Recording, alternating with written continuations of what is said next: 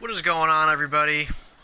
This is my 1995 Jeep Cherokee Sport, also known as an XJ. As you can see, it is a two-door.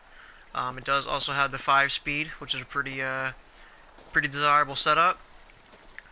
Now, the way you're looking at it right now is the way that I bought it. I haven't really done too much to it besides add the roof rack and add the aftermarket bumpers. But we'll get into it here. I'll give you a little rundown, everything that I've done to it, what's on it. That way, in case you want your Jeep to look something similar to this, you kind of know what you need to get done on it. So we're set up at the front. As you can see, I got a affordable off-road bumper on there. I picked that up from affordableoffroad.com. I don't remember how much I paid. I think it was around like $400 or $350 for that bumper. It's been really good. I put some bed liner on there. You could do whatever you want, put regular paint or whatever, but I use bed liner. I kind of like the way that looks, so that's what I'm running with that. Other than that, there's not too much going on in the front. Everything's completely stock up front besides the aftermarket bumper. Now we get around to the side here. I'm running 35-inch Pro Comp Mud Terrain, the MT2s. They have been great tires.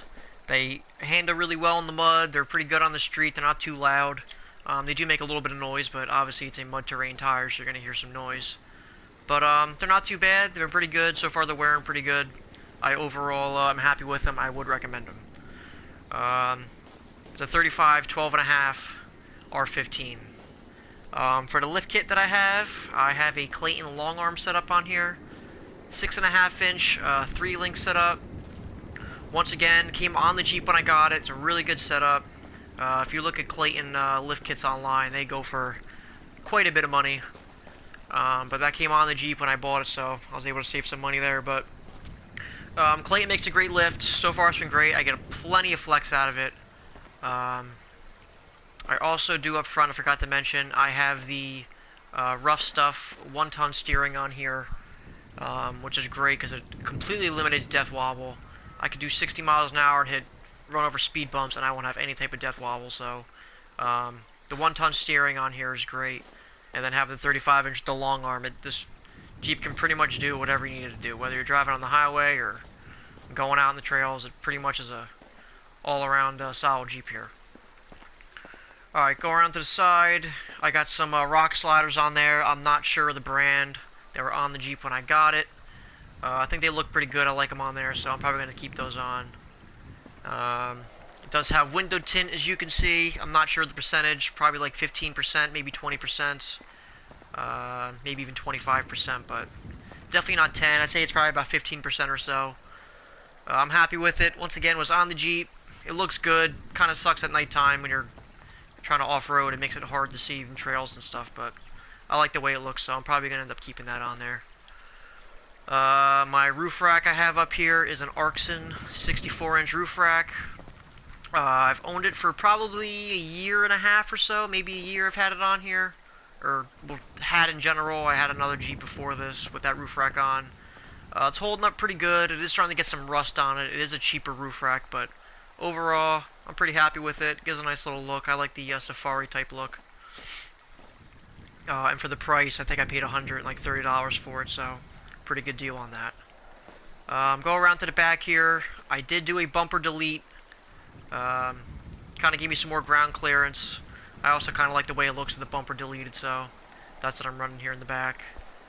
For the taillights, stock taillights are a little bit smoked. Looks good with the black paint here. The black and then the smoke taillights gives a nice little look. We'll look at the interior. As you can see right there, guys, there is the 5-speed. It's the AX15, so it's got a handshaker in it. Pretty good. The synchros are a little tired on it. I'm gonna just change the fluid. Might just be what it needs, but not too bad. It's just pretty well. With the gears I'm running in this thing, which are 48 gears or 35-inch tires, it's geared real low. I mean, I don't even really use first gear on the street at all. Every now and then I'll use it for whatever reason, but I mainly only use first gear in this thing when I'm actually out off-roading. So, it it's pretty good. I'm really glad that I had the manual in this. A lot of times these Cherokees, as you guys know, are automatics, and they are 4-doors. This one is fortunate enough that it is a 2-door. But I mean, it runs pretty good. It's a pretty decent car. It's got 200,000 miles on it. We'll start it up here. See, it starts up, no problem. Give a little rev. Sounds pretty good, nice and healthy. Good truck. We'll pop the hood real quick. We'll show you the 4.0 I got under there.